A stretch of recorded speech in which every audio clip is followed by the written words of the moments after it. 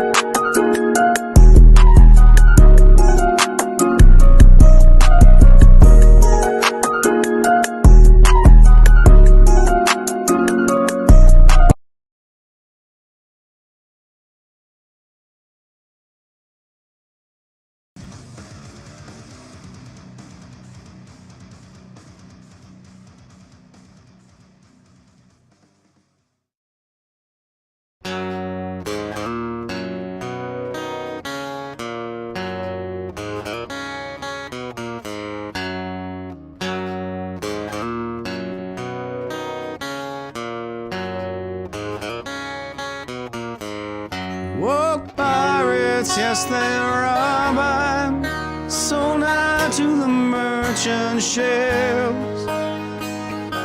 Minutes after they took out from the bottomless pit, my head was made strong by the hand of the Almighty. We forward in this generation triumphantly. Won't you help to sing these songs of freedom? It's all I ever have. Redemption songs, redemption songs.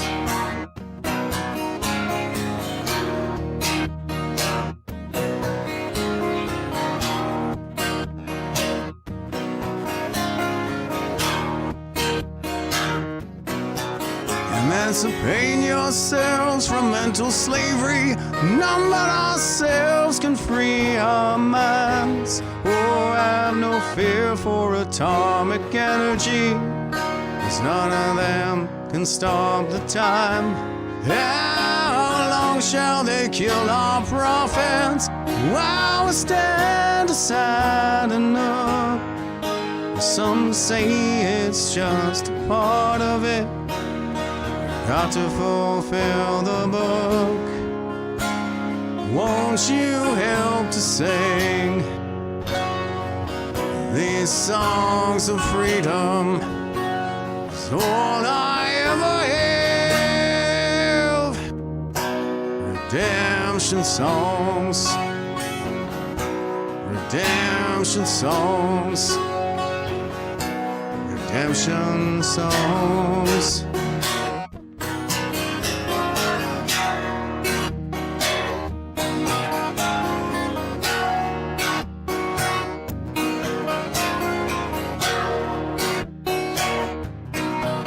Emancipate yourselves from mental slavery. None but ourselves can free our minds. Oh, have no fear for atomic energy, 'cause none of them can stop the time. How long shall they kill our prophets while we stand aside and look? Some say it's just a part of it, got to fulfill the book. Won't you help to sing these songs of freedom? It's all I ever have. Redemption songs, redemption songs. It's all I ever have. Redemption songs, redemption songs, redemption songs.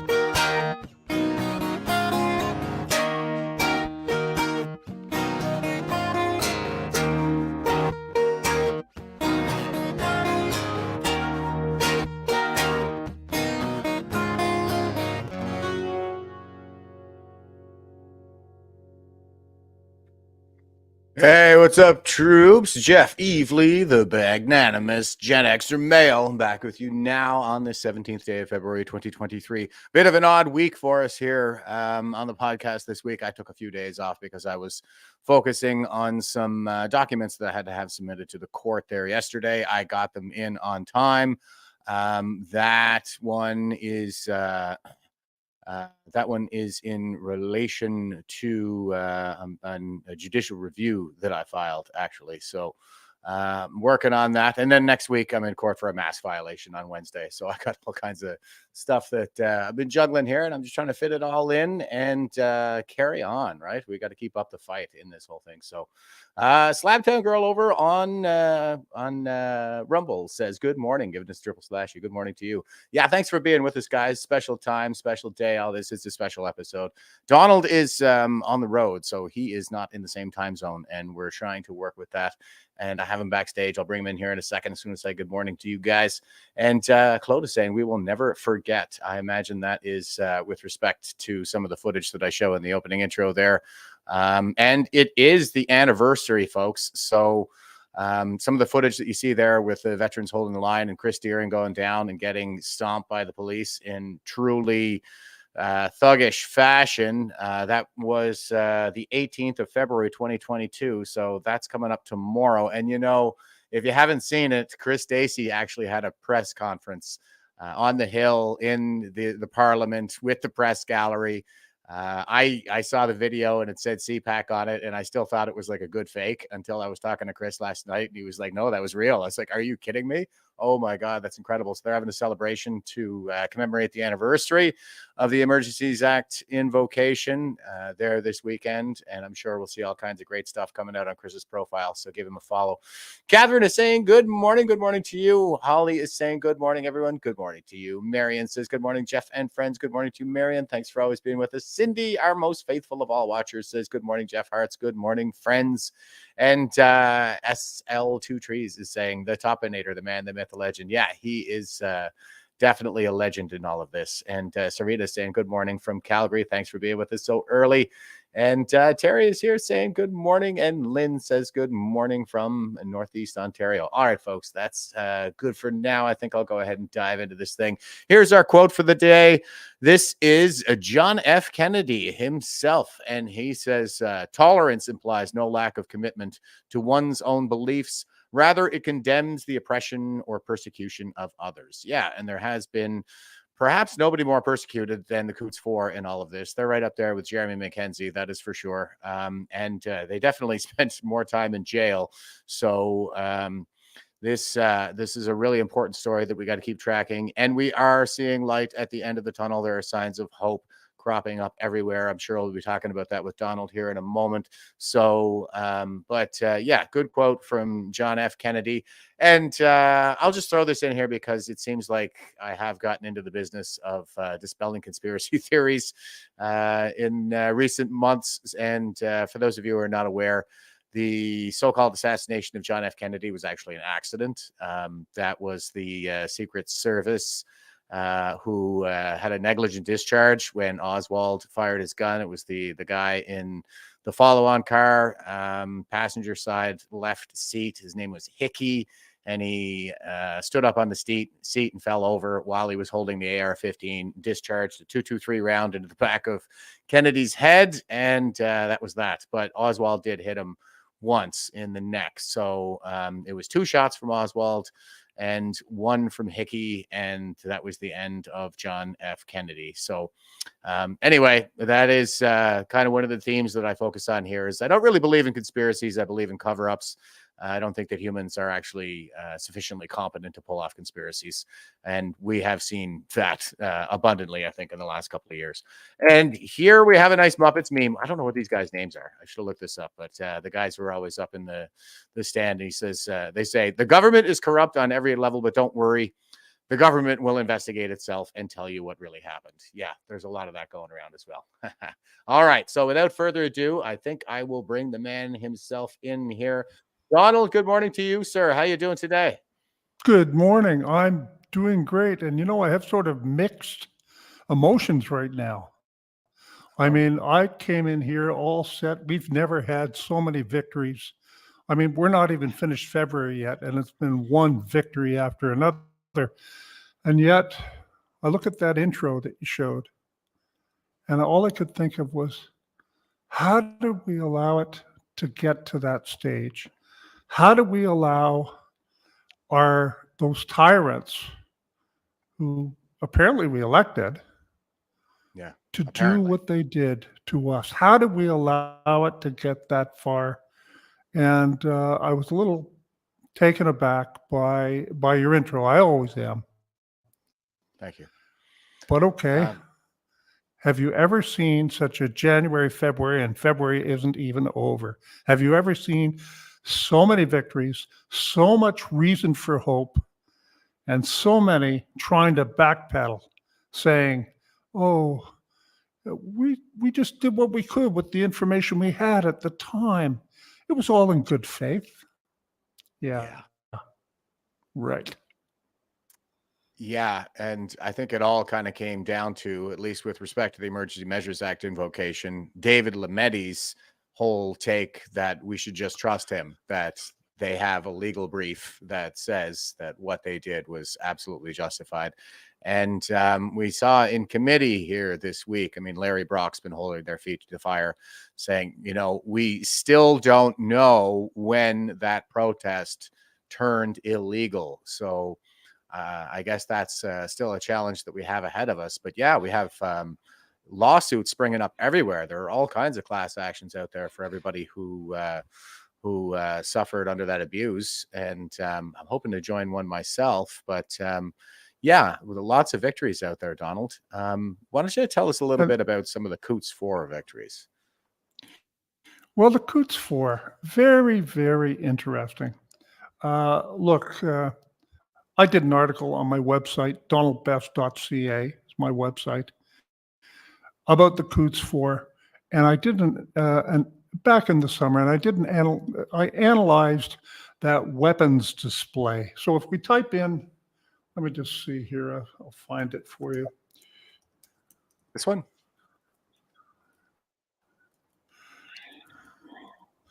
No, it was denying bail to the Coutts 4 is a political decision and act. And I'll put that into the private chat, the URL right now. There it is. And this was back in July of last year. So what I did is,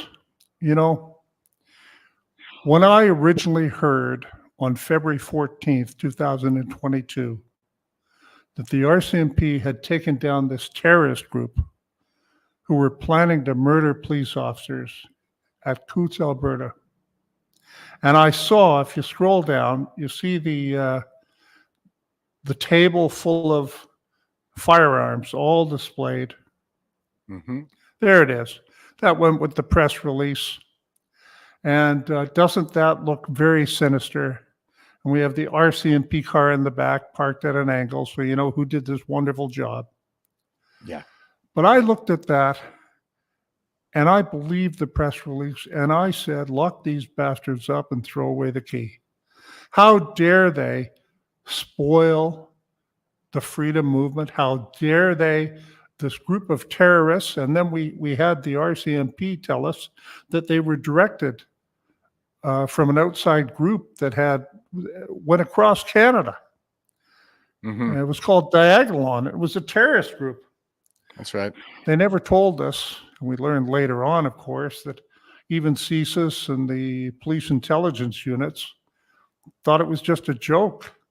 They had a time-traveling statue of a goat, cocaine addicted, as their vice president. I mean, it was just a theater. But also theater was this staged photo. And later on, I went back at it when they had actually been held in jail for 500 days. And I do a morning show with Jason Levine. I'm his sidekick on his morning show, Monday to Friday, 8 a.m. Eastern.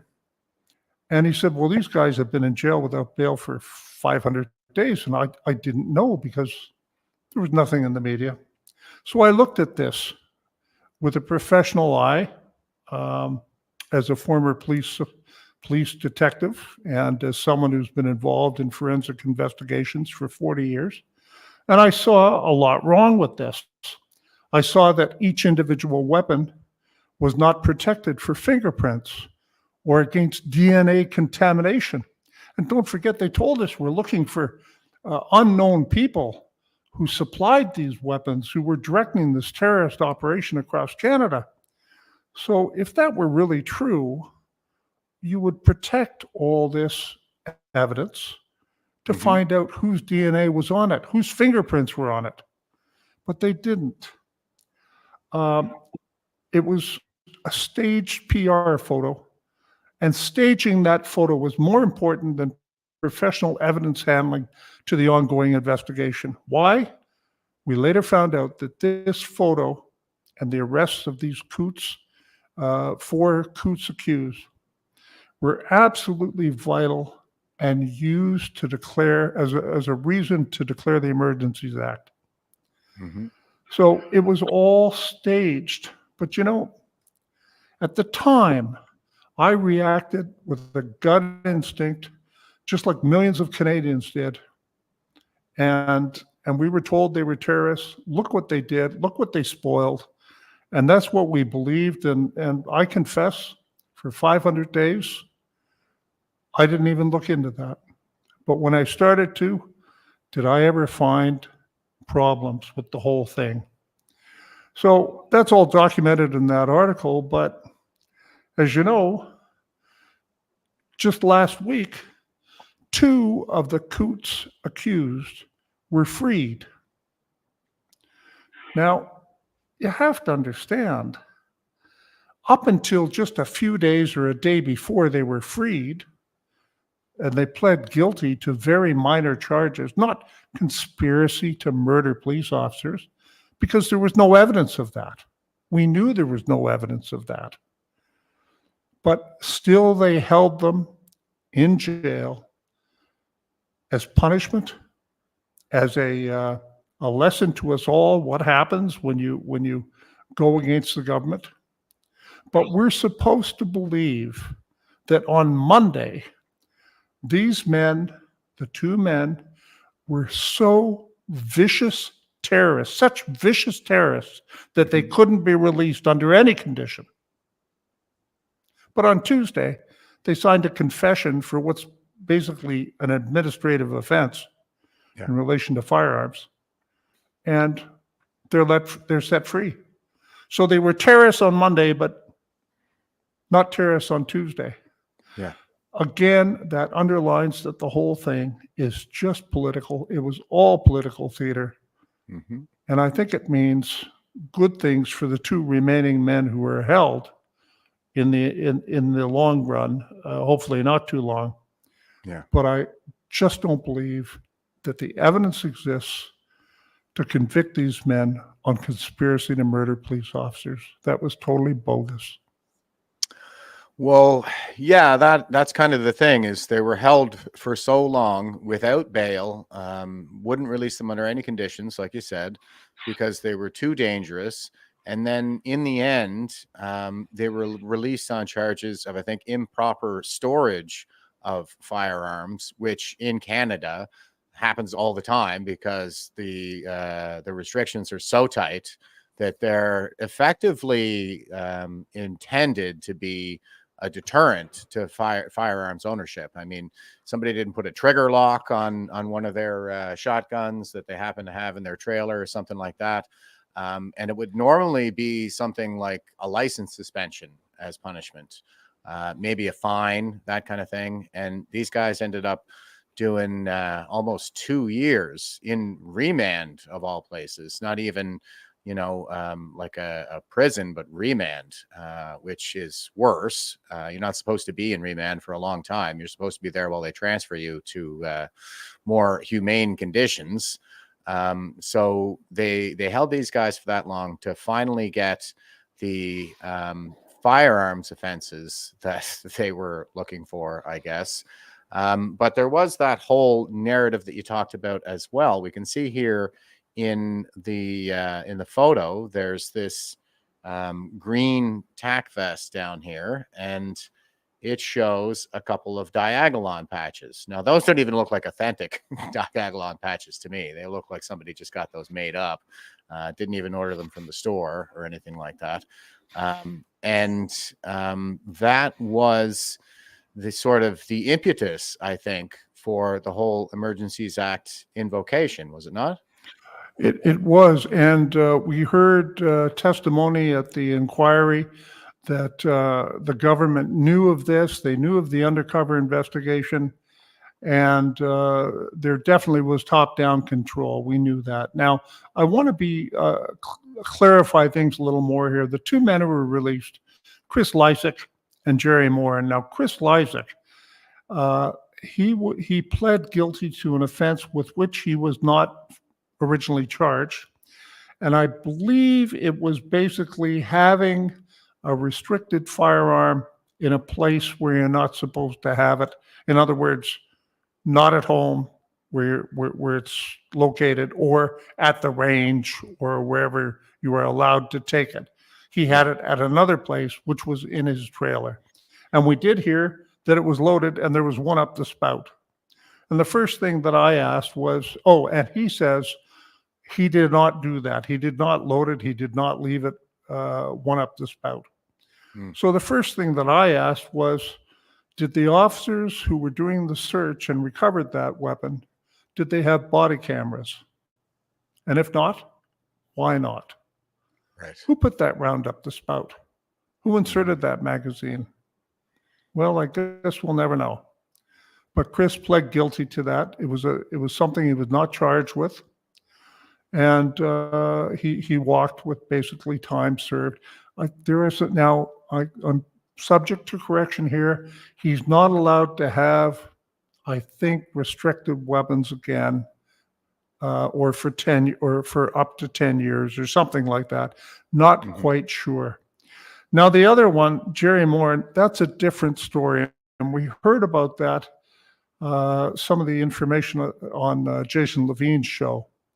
Now, Chris Lysak, apparently the Crown approached his lawyer with the deal. But with Jerry Moran, apparently Jerry Moran, lawyer, or Jerry himself, when he heard of the Chris Lysak deal, he signed a deal himself. He approached and signed a deal. In that deal, he agrees to testify against some of the other accused. Some people are disputing what is in his confession, shall we say, that is simply not true. So there's a lot of concern and confusion about Jerry Moran, except that he did walk. And he did plead guilty to a rather strange offense that he was not originally charged with, which was conspiracy to traffic in firearms for an unlawful purpose. And that's a very strange one, and it involves apparently alleged code words that he was to pick up a guitar and an amplifier, but it really meant, or clothing, but it really meant weapons. But there's no evidence that the weapons were picked up, apparently. The other thing that's interesting is the RCMP purportedly, and we learned this once again coming out this week or last week, that the RCMP apparently believed that Morin was delivering weapons or came to the Coutts location to deliver weapons, but they allowed him to deliver those weapons. Now, wait a minute, folks.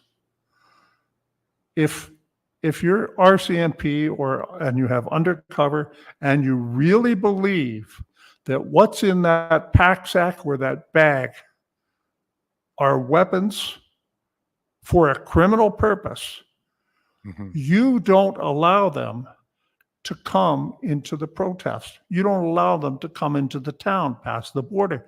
You would absolutely arrest that person right there and then. There's no way you would allow weapons and ammunition to come into that situation if you actually knew that there were weapons and they were for a criminal purpose. Even if you thought they weren't for a criminal purpose, no police officer is going to allow weapons to come into that sort of an area, especially when they have roadblocks and everything like that. So this whole thing reeks of a jailhouse informant. And jailhouse informants will say anything at all just to get out. Now, Good point. I'll cut them a little slack. These men have done 2 years, some of it in solitary confinement. And I don't know if you know my backstory, even though I was a Toronto Police Sergeant detective, and I've been in law enforcement and intelligence for 40 years. I did 63 days in solitary confinement. I was convicted of contempt of court in a civil matter. Now, I was later vindicated. The former commissioner of the Ontario Provincial Police, Julian Fantino, did an investigation, swore an affidavit, discovered that one of his men took a bribe from 3 corrupt Ontario lawyers to fabricate evidence against me, which was used to convict me at a secret trial I wasn't even invited to. That's all in his evidence, so I was vindicated. But I did 63 days in solitary confinement in prison. It's the only way they could keep an ex-copper alive.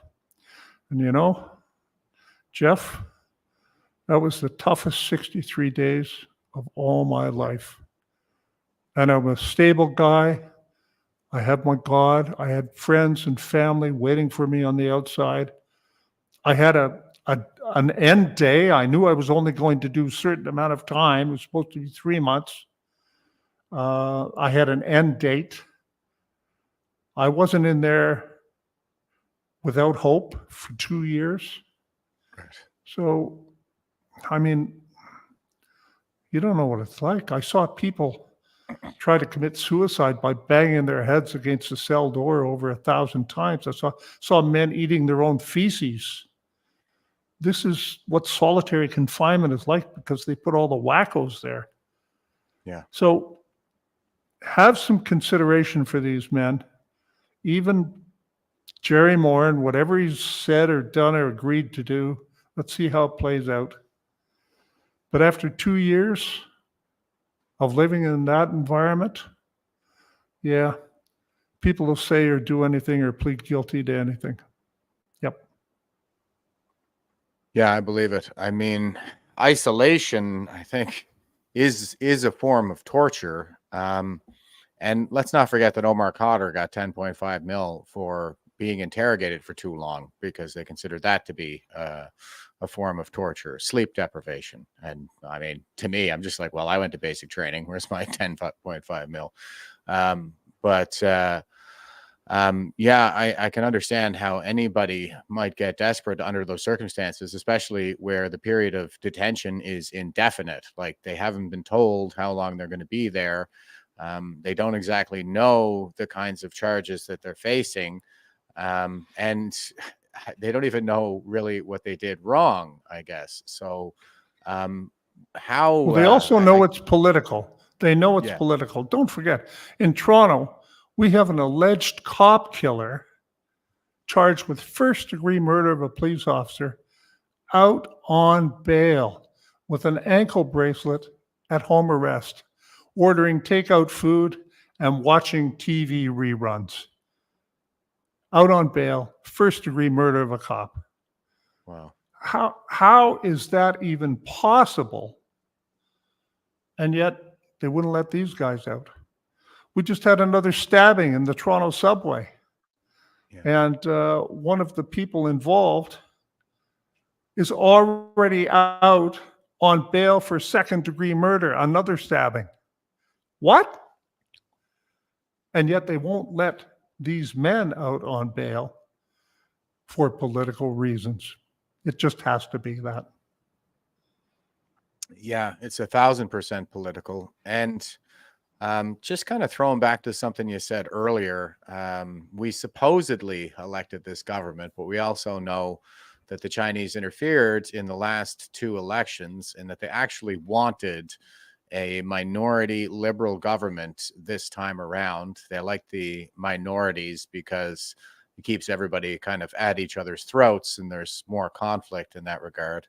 And it seems to be the case that whatever weakens the West is true. So patriots go to jail without charges and are locked up for indefinite periods of time, whereas criminal elements are, released on bail to continue committing crimes. And it's just going to keep eating up resources and make us weaker as a society, more dangerous to live here, and more economic devastation as a result. And I think the long-term effect is one in which the economy and society effectively implode on their own, and they'll have us defeated without firing a shot. So it seems like that is the basic strategy moving forward. Any thoughts on that? Absolutely, but it's not one or two factors. It seems to be just a multitude of factors, and each one weakens our country. And I have to say, I've ceased believing that this is all by coincidence. We have now apparently over 900,000 illegal immigrants who have overstayed or whatever in this country. We're taking in 1 million a year.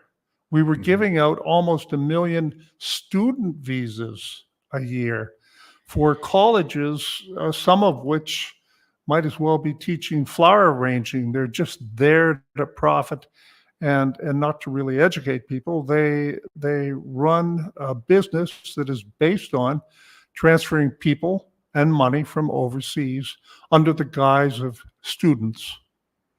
And we've seen some pushback on that lately. So, there's another factor there.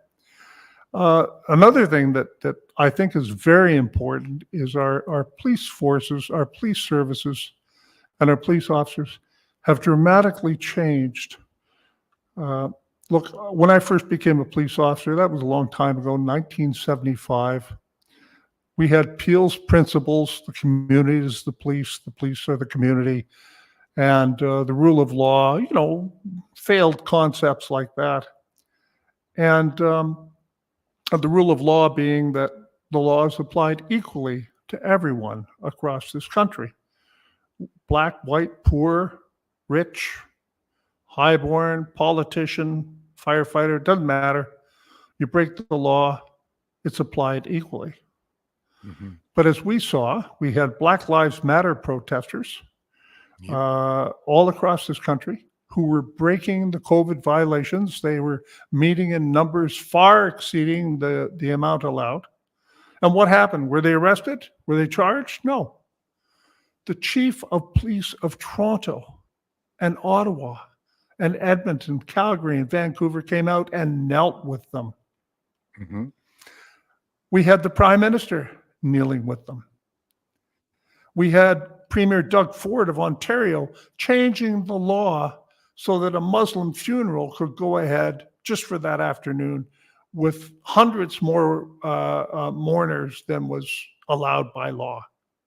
So and then we had Adamson Barbecue in Etobicoke, Ontario, shut down with 100 police officers, mounted units sent in to trample and abuse customers who wanted to buy a sandwich. And Adamson's Barbecue, accused of violating the COVID regulations, the same regulations that Black Lives Matter violated, they were shut down again. They ruined them. They killed 70 jobs. But his shop was just a short distance from Walmart that was open on that way and Costco that was open the other way. So that's not rule of law. It made no sense, but that's what it is. We had 100 or more churches burned in this country. Yeah. Not one arrest, I think. And we had the Liberals saying, well, that's understandable. Oh, really? Yeah. Okay. So rule of law is long dead in this country. But also helping that along is the fact that the composition of our police services has changed. Mm-hmm. Now, many people are absolutely surprised to know that you don't have to be a citizen to become a police officer. You just have to be a permanent resident. The minute you get your card, you're eligible to be a police officer. So we don't know these officers who were abusing Canadians. We don't even know if some of them weren't even Canadians themselves. Right. And on and on and on this goes. So there's this whole set of circumstances. Each one seems to weaken and divide Canadians. I have ceased to believe that it's not planned. Sorry if that makes me some sort of a tinfoil hat. I don't believe it does at all. I talk about it all the time around here, and we see the same thing happening with the military, where now you don't even you can be a permanent resident and join the ranks, and that's happening at the same time that they're indoctrinating the force into a Marxist worldview with a lot of the critical theory and the critical race theory being pushed in the military. I saw it for myself near the end of my career. That was precisely when I got off that crazy train. I was like, nope, not doing it. And so we have this situation where we have, foreign-born nationals who are not citizens coming to our country, joining the armed forces, the police forces. And I don't know how much of this is actually going on in the police forces, but if the military is any indication, they're getting this indoctrination into an anti-Western worldview, where the straight white cis hetero patriarch is the source of all evil in the world. And so I think what we're ending up with is not really the kind of military that's good for fighting wars or the kind of police services that follow those Peel principles of serving their communities, but the kinds of militated forces that are pretty good for oppressing their citizens. And so they're operating on a completely different set of principles now than they were previously, and they're indoctrinated in a way that makes them think that what they're doing is good. And I think we saw that in Ottawa as well, as you saw from the opening clips. It was like when they showed up there, they were convinced that they were fighting evil people, and they acted accordingly. I think they hated us. That seems to be what's happening. What do you think? Just wait till they feel our jackboots in the morning. Exactly. That was a text message from one RCMP officer to another. Isn't that something? That You is know, really I talk about the Indian police a lot because I have some knowledge of the Indian police. You know, if a person who's 3 years old comes to Canada with their Indian family from wherever, and they grow up in the Canadian environment, well, there's still a lot of Indian influence and there's still a lot of Indian values. That's just the way it is, especially in our, quote, multicultural society. Mhm. But at 25 years old, after spending 22 years in Canada, you know, maybe they can be a police officer. But if a person comes over from India at 25 years old and then becomes a police officer here, they've come from a society where corruption is endemic. They come from a society where police are expected to and routinely beat confessions from suspects. You'll see a press conference over there, and they'll be announcing, well, we've caught, you know, whoever we've caught for whatever offense. And the press right up front will say, have you beaten them yet for a confession? And the inspector will laugh and say, ha, ha, ha. We're going to have a chat with him later on this afternoon. And everybody will laugh. Or the inspector will say, we had a serious talk with that man, and he has now confessed. And everybody knows exactly what that's about. And when a police officer on the beat sees a crime going down or suspects that maybe a business is dealing in stolen car parts, let's say, he or she doesn't mount an investigation. They don't dare mount an investigation. They have to check up the chain of command to see if that business is run by a politically protected person, by someone who pays the bribes, or someone who knows someone in government. Just like Ottawa Police Detective Helen Grus, who's charged with a, quote, unauthorized investigation into a cluster of 9 sudden infant deaths. She wondered if there was a potential connection between the mRNA jabs and the unexplained sudden deaths of breastfed babies in Ottawa. And by gosh, she's charged under the Police Services Act with an unauthorized investigation. There's no such thing. There isn't. They've made it up. So, you know, she should have asked permission, I guess. But she is being persecuted to deter any other police officer in Canada from launching a criminal investigation into anything to do with the development, procurement, purchase, mandating, and use of this new experimental technology.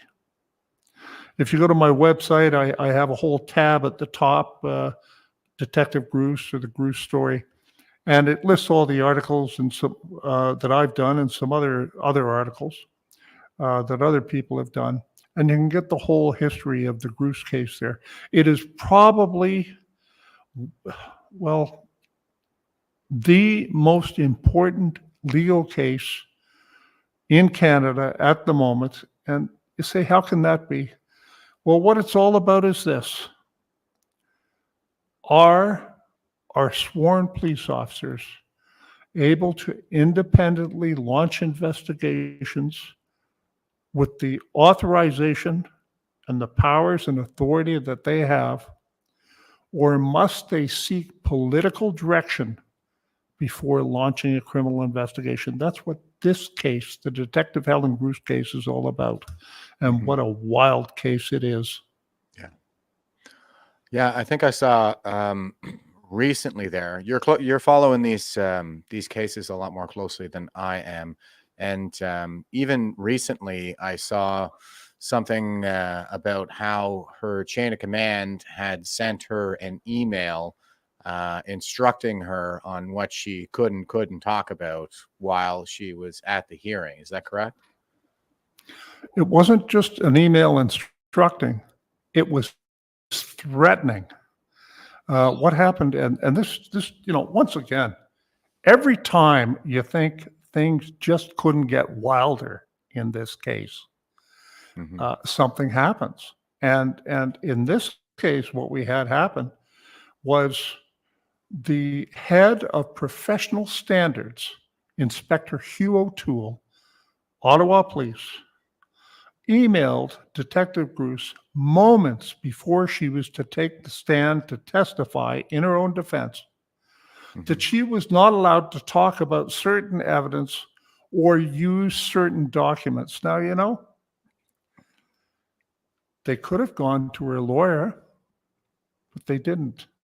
Right. They sent that directly to Detective Grus to intimidate her, to threaten her, and it had a threat in it. If you do that, you're going to be investigated again. Words to that effect, meaning you'll be exactly where you are now. And we've asked for you. I mean, they've already asked that she be fired if she be convicted. So this is what they've done. Well, unfortunately, for Inspector Hugh O'Toole, the wording, and we heard the wording said in court or at the hearing, the wording was virtually identical to the criminal code offense of obstructing justice.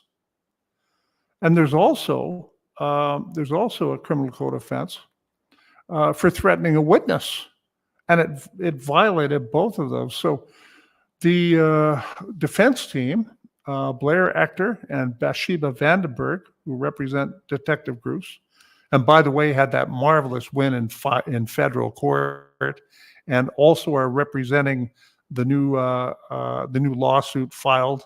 I mean, this legal team is hot, and they are good. So they went and filed a criminal complaint. They walked out of court and went to the desk. I understand that's what they said they were going to do, to file a criminal complaint against Inspector Hugh O'Toole of the Ottawa Police Service Professional Standards Unit. We're trying to find out what's happening with that and whether there was an investigation launched, whether charges will be laid. All I can say is the whole Detective Grus case is a cover-up. It's wild. It's just wild. I mean, Prosecutor Vanessa Stewart is a piece of work. It's tough to describe how she comes into the hearing room. And first of all, she shouldn't be there. We learned in August of last year, yes, August of last year at one of the hearings, that Prosecutor Vanessa Stewart is the sister-in-law of one of the primary prosecution witnesses. Now, that's a conflict of interest that just can't be gotten around. And we thought, if this happened in criminal court, it would be over. The charges would be dropped, and the prosecutor would be under investigation by their professional body. Well, it turned out that the hearing officer already approved this conflict of interest, except that, the two sisters-in-law weren't allowed to talk about the case when they got together for barbecues, and they really promised not to. Now, look, there's a whole stable of prosecutors, Ottawa police lawyers that could have been used, but they weren't. So this is just wild. And then Prosecutor Vanessa Stewart, she compared Detective Helen Grus to serial rapist murderer Russell Williams. She had a witness on the stand, a defense witness, and Prosecutor Stewart asked this defense witness, a retired staff sergeant from the Ottawa Police, who was testifying for Detective Grus, that she did nothing wrong. She had every right to do what she did. So the prosecutor says, you would agree that good people can make bad decisions, because Detective Grus had been described as being calm when she reported that there was a potential connection between the jabs and these baby deaths. And the witness said, well, yes, anybody would agree to that. And the prosecutor said, you would agree with me, people who appear calm can make bad decisions. Well, of course they can. So people who appear calm can make bad decisions, says the prosecutor. I can give you a specific example. In the course of your career, did you ever have a chance to watch the interview of Russell Williams? I'm going to suggest to you during the video of the interview of Russell Williams, he was extremely calm. Well, the defense just, objection. I mean, this is outrageous. Good. Comparing Detective Grus, because she was calm, to a serial rapist murderer. That's wild, absolutely wild. And this is the kind of thing that has been going on. And then we had, immediately after that, this email where Inspector Hugh O'Toole directly threatened Detective Grus that if she gave evidence, if she presented these exhibits as evidence, she would be investigated and therefore fired. Wow.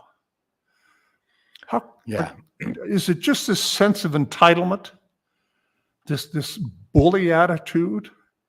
How could a serving police officer of inspector rank not know the criminal code? I just can't figure it out. Does he have just such a sense of entitlement they can do anything they want? I think so. I think it is just the case that we have a class of leadership right now who seem to think that leadership is all about getting their way all the time. And so, I'm in charge. What I say goes. And that is kind of the essence of authoritarianism, isn't it? It's just... and to hell with the law, to hell with rule of law, to hell with natural justice. This is what they're saying. January 30th, 2022 is an important date. The prosecution alleges that Detective Grus made a phone call to one of the parents, and she did, she admits it, she made a phone call to one of the parents to determine the vaccine status of the mother, one of the parents of the infants who died. And by all accounts, it was a good call, well appreciated, and there was nothing wrong with it at all. So on that day, like every day, a police officer makes notes in their notebook, and Detective Grus made such notes in her notebook. She's charged with discreditable conduct for making that call, and the hearing officer and the prosecutor will not allow her to examine her own notes that she hand wrote on that day. Does that sound like justice to you? Certainly not transparency, which should be an essential component of just, basic procedural fairness, let alone justice. And it's not as if you can achieve justice in the absence of procedural fairness. So that the fix is in. Yeah, it absolutely the is. The fix is in. I've said that time and time again. I've written it. I've said it live. The fix is in. Yeah. That's it.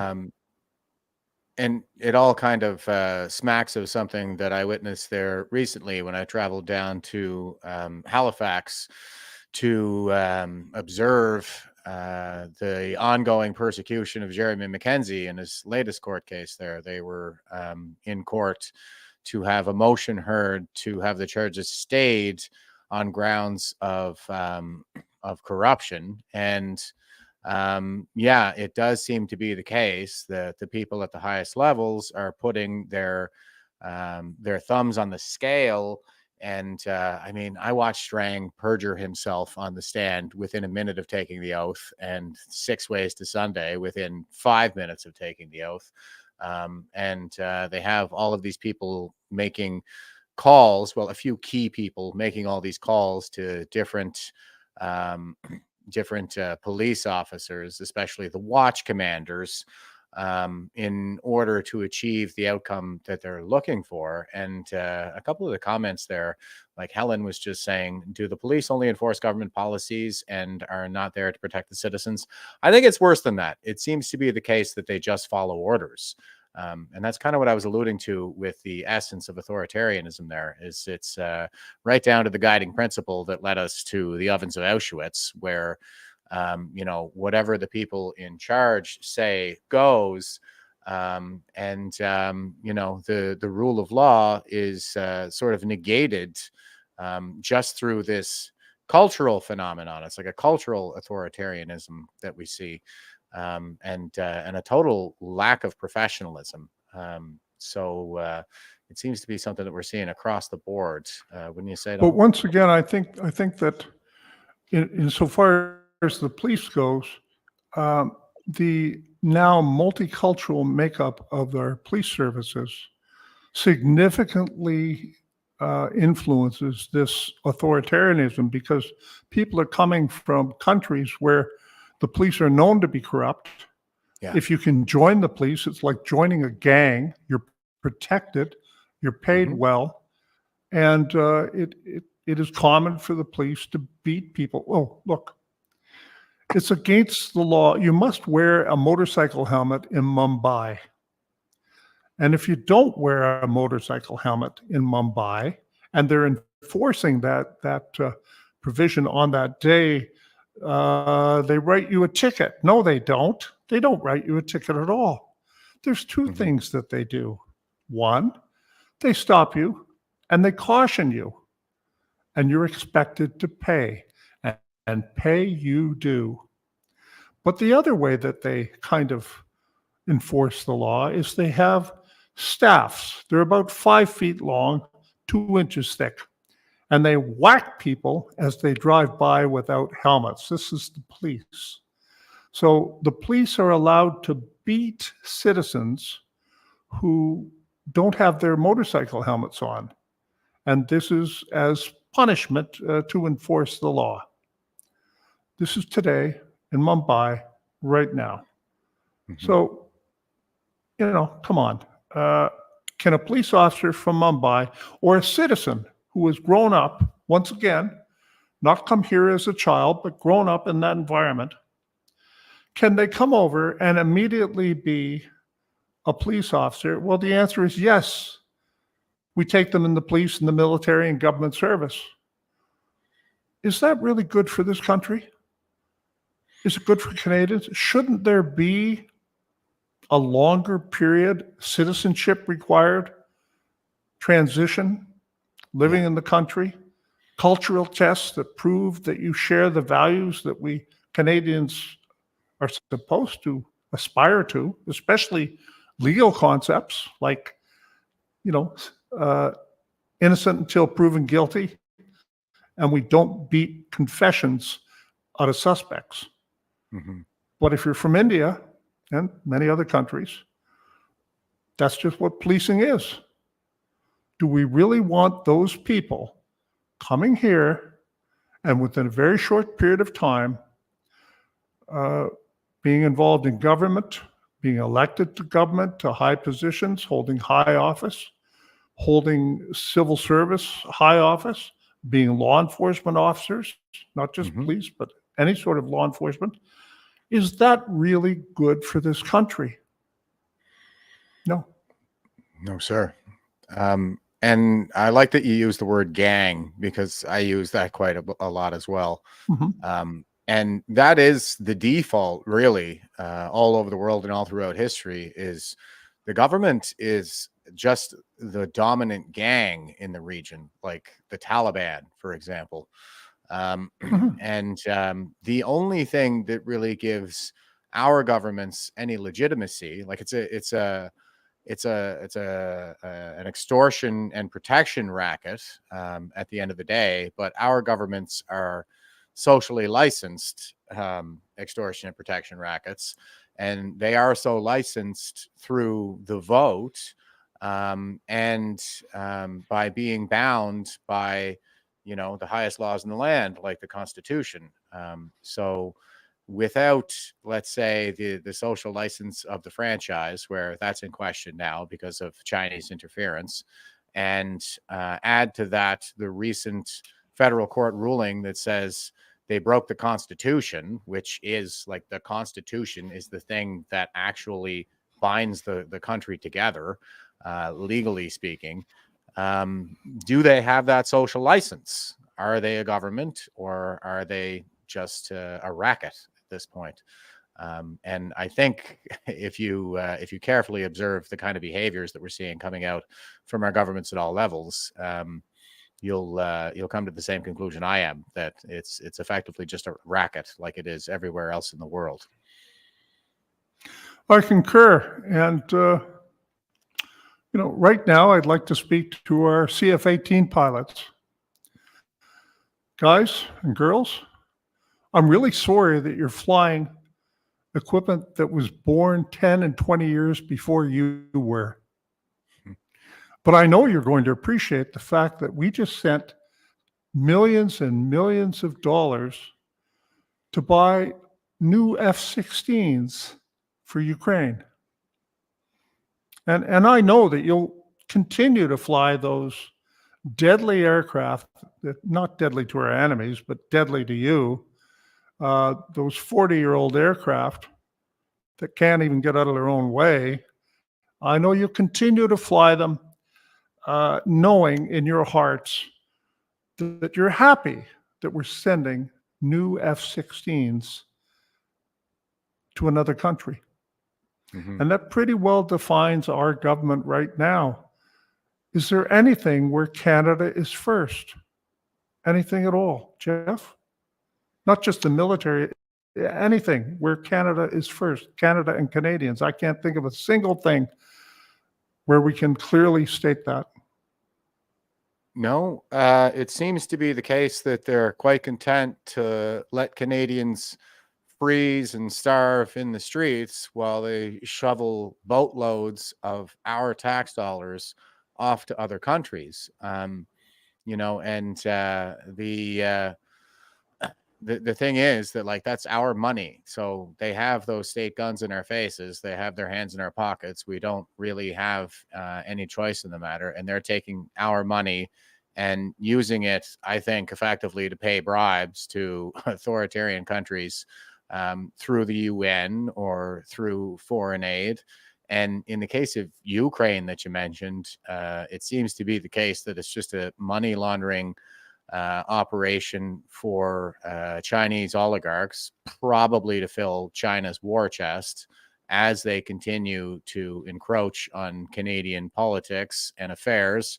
So I don't really think that our government is working for us at all. It doesn't have anything to do with providing a way of life for Canadians that would be good for us, at least.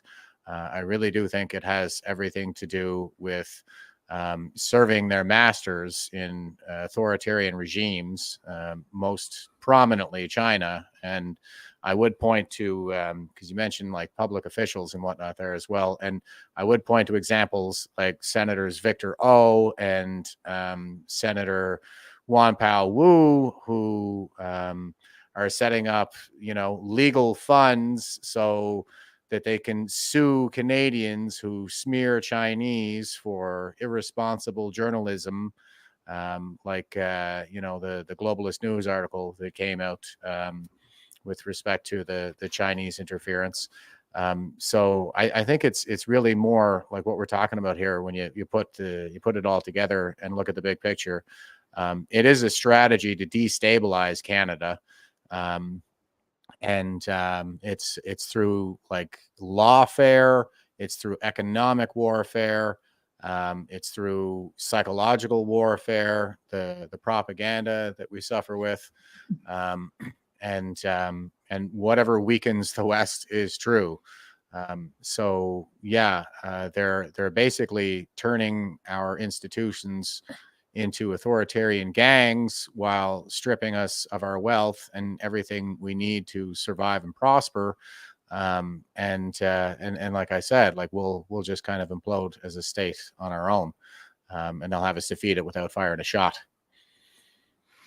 I'd like to know why we allow people with dual loyalties to serve in high positions in elected and appointed positions in this country.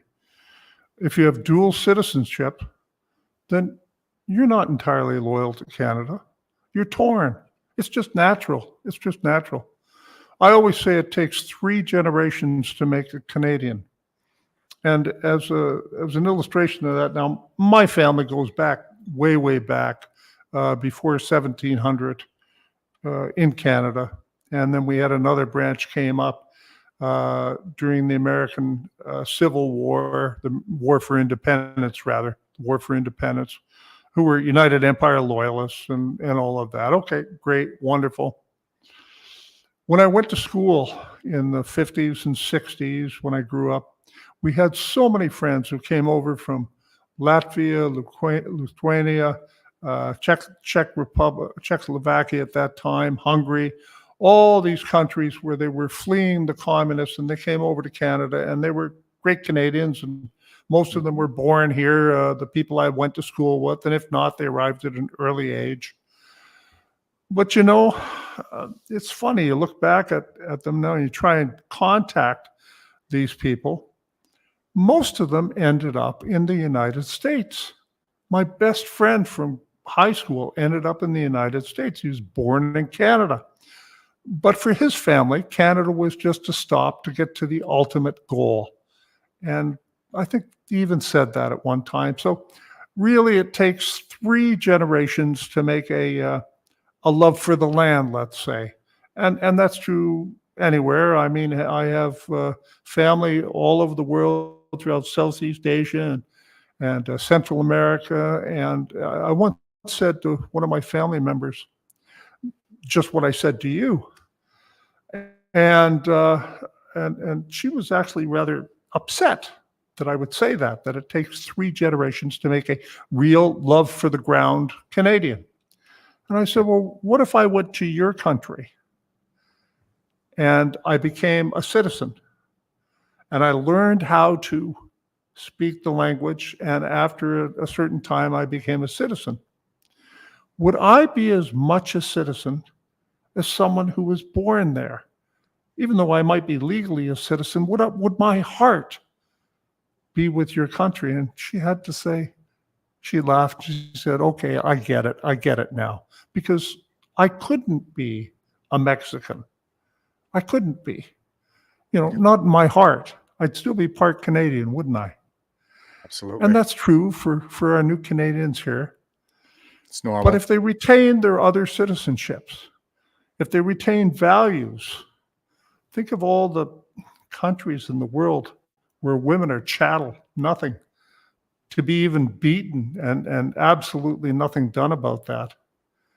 Think of all the kitchen fires where dowries aren't paid, and gosh, there was a kitchen fire and that bride burned to death. Yeah. Do you think that we have magic dirt here? It takes a long time for people to adjust, especially if they come here as adults and they've grown up in a totally different society. Mm-hmm. So, God bless them. People come over to different countries and bring their families, and they want to start a new life. And so many of my friends did, and as my family did way back when. Yeah. But if you just got off the boat, do you think you should be a police officer exercising authority and power over Canadians? Yeah, you're supposed to be representing Canadian values. And I like a lot of what you're saying. Like the magic dirt is a term that I throw around a lot as well. So it's not the case that people live in these places where, they don't have magic dirt. So there's, authoritarianism and a lot of the phenomena you're discussing with, burn brides for not paying dowry, and women kept as chattel, like say, for example, in Gaza, where we're now going to be importing people from. It is not the case that you just take these people from authoritarian countries and drop them into Canada, and as soon as their feet touch the magic dirt, they all of a sudden become freedom-loving patriots like the rest of us. No. The reason that countries are authoritarian and tyrannical is because that is the culture, and politics is downstream from culture. So they tend to be kind of stuck on that default setting of the human species, which is a slave master species, and people should just kind of do what they're told. And coercion is rampant, where the populations are treated like livestock in some of these other countries. And I think we're getting a real taste for that now here in Canada. So, and like you said, the first generation immigrants, I think, bringing them into the political process in particular. I mean, this isn't just me talking. I can remember there was an article in the National Post a number of years ago written by an Indian immigrant who was like, "You crazy Canucks, allowing foreign-born nationals to participate in your political process, to run for political office." And there are some good ones out there, like, Leslie Lewis comes to mind. But on the other hand, it's a vulnerability, right? It's a threat to our security and our sovereignty. It's a vulnerability to all of that really needs to be shored up. And I think what you're saying is it takes 3 generations to kind of make a Canadian. I was just reading a couple of the comments over on Rumble, and somebody said 3 generations to tie blood and soil. And that seems to be rather reasonable. Maybe like if you want to immigrate here for the right reasons, of course, then you can come, you can be a permanent resident, but to be a citizen with full voting rights and full political rights to run the country, to impose values on the rest of us. That's a completely different matter. And I'm reminded of the case that actually led to internment of Japanese citizens during the Second World War, because that's one of those points that I think is used as a cudgel to club Canadians and say, shame on us, in the Maoist cultural revolution that is well underway here in Canada. Another one of the really big ones would be that fraudulent case of a mass grave at the Kamloops School in BC. Shame on Canada for its shameful, oppressive history, when we're one of the least oppressive countries in the history of the world. And in the case of like the Japanese internment, that was all predicated on a situation that arose out of the wake of Pearl Harbor, in which one Japanese pilot was grounded on an island in Hawaii. And there was an ethnically Japanese man who was American born, who came to his aid and eventually his protection, and subsequently took up arms against the United States. And they declared that particular island to be extraterritorial to the United States, and they were taking it for the Japanese Empire. So that They really murdered led to... They murdered a police officer also, did they not? As I recall the story. So many Canadians right now, and Americans, are listening to the story you just told. They've never heard it in their life. No. No, it's all, the narrative seems to be that it's all due to our racism. And that is something that I've shown documents here before, where the Chinese Communist Party, United Front Network, they use racism to cudgel us. It's part of the PSYOP. And that's what we see, like, say, for example, in the case of Vincent Ke, when he was questioned by Globalist News about his involvement with the Chinese consulate, and all the help that he got in his political career from them. And he said, I tore him into email. You can't ask me that question because I'm Chinese. It's very racist. So it seems to be like just this transparent fraud to me. But, not everybody is aware of stories like we just talked about with the Pearl Harbor pilot and the Japanese revolt in the Hawaiian Islands. So What do we do here, I guess, is the I question. don't know. I just I just had another exchange online today, which I tend to do when it comes to Indigenous rights and land holdings and things like that, Hmm. and colonialism and how bad we were and such. And I merely point out, in this case, I don't know if you know, but the Iroquois Nation are calling themselves something else now. Forgive me, I wouldn't try and pronounce it right now. And they have a lacrosse team. And Prime Minister Trudeau came out just 2 days ago saying that they should be able to compete in the Olympics under the Iroquois Nation flag as a nation. And I responded to that by saying, well, they were slaveholders. They had a slave-based economy. Hmm. So under the new rules, they of course should not have any autonomy at all. And you know, I mean, let's treat them the same as we're going to treat Mr. Dundas, who wasn't a slaveholder, but we're taking his name down because he implemented some anti-slave measures that weren't as quick as people wanted. That's how I understand it. But you know, the Iroquois were slaveholders, Yep. and that got a tremendous response. It usually does of hatred. And I said, well, and I haven't even cannibalism yet, Hmm. or human sacrifice on the West Coast by the Haidas. People just have no idea. Where are the Hurons in Ontario? Where are they? The Iroquois massacred them and ate some of them. And you don't have to believe me. Look this up yourself. Okay, so why are we celebrating that? You know, did we think that they were all sat around peaceful and did their smoke ceremonies and everything like that? No, no. They had wars. Hmm. They stole. Constantly. They took hostages and slaves. Joseph Brant fought for the British during the American Revolution. And when he lost, his tribe came up to the area now, Cayuga, Brantford, Brant County, and he was allowed to bring his slaves. He had black slaves, Indian slaves, and white slaves. The white slaves he was not allowed to bring, but he was allowed to bring the others up.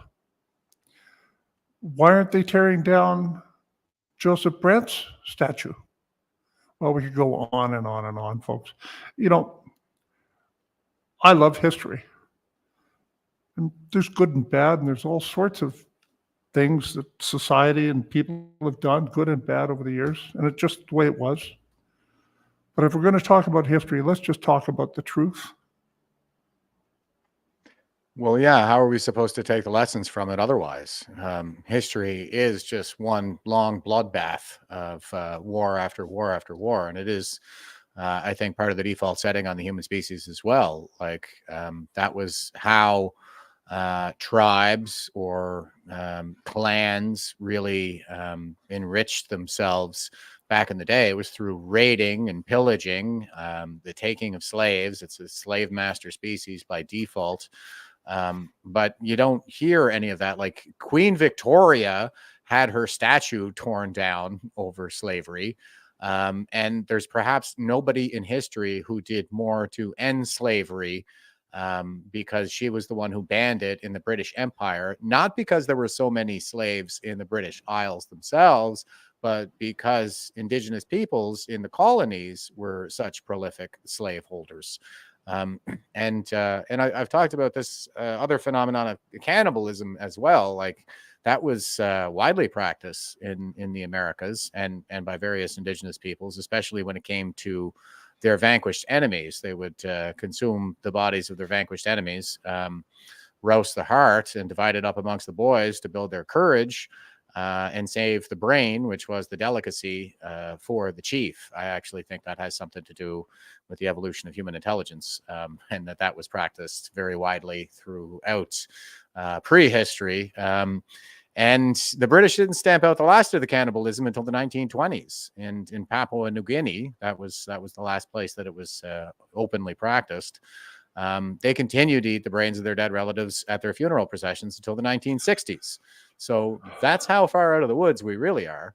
The relevant degustative experience in Papua New Guinea was known as long pig, by the way. So that's what we really think of other people by default. And it takes, a lot of effort to overcome our baser instincts and the lower stamps of our origins. But go ahead, Donald. I think you were going to chime in there. Sorry. Well, I was just going to say that the South African police, in conjunction with some of the surrounding neighbors, still operate an anti-cannibalism squad and intelligence network. Let me say that very clearly. I've spoken with these people, with these officers. The South African police operates an anti-cannibalism intelligence network and squad today. That's crazy. Sorry to pop your balloon, folks. Yeah.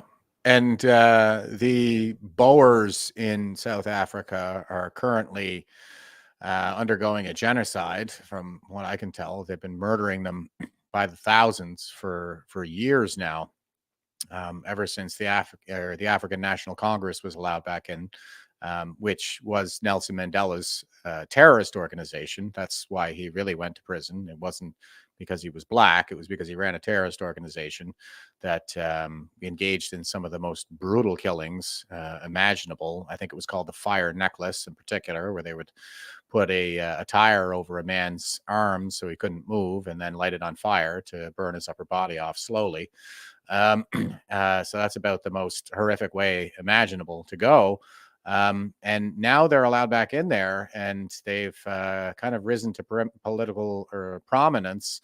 And their leader goes around singing songs like "Kill the Boer" and to stadiums of people who all dance and cheer for it, and make pistols with their fingers while they're singing.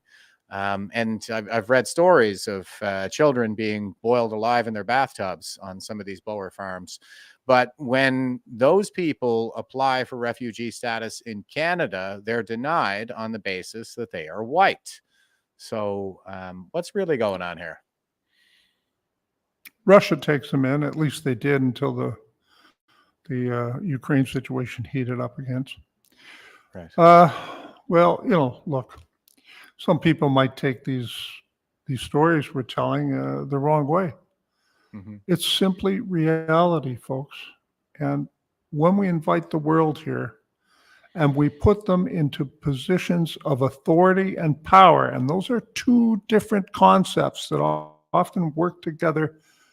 Authority and power, they're different, but together they are unstoppable. And that's what we have.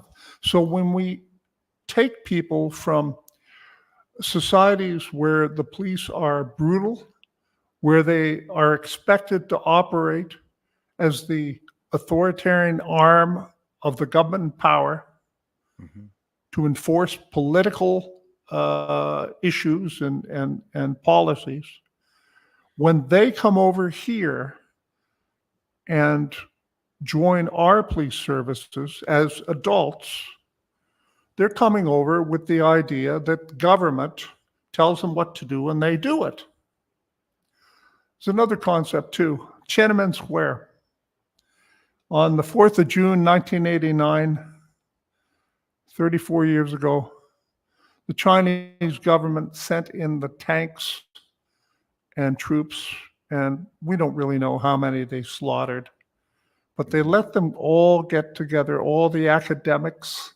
They let them think that they were accomplishing something, but all they were doing was self-filtering, getting all the dissent in one place, all the political opposition in one place, and then they sent in the troops to kill them.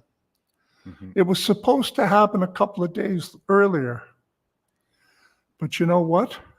The local armed forces and the local police wouldn't do it. Not to their own. They wouldn't do that. So they had to wait for a couple of days to get in those units that would know that their uncle or their aunt or their sister wasn't in that crowd. And then they did what was necessary. And on that day in Ottawa, when they came at the protesters and when they started doing what they were doing, using such brutality and illegally, now we know. We knew it was illegal then, but in many ways. But now, of course, without the Emergencies Act, it was just thuggery. It was with thuggery with the Emergencies Act. But the Ottawa police kind of held back, didn't they? It was the RCMP, OPP, Toronto, York. Those were the guys and girls that went in on the front lines. The Ottawa police were held back. And it was the same reason as they held back the locals in Tiananmen Square. And don't you think that isn't the truth?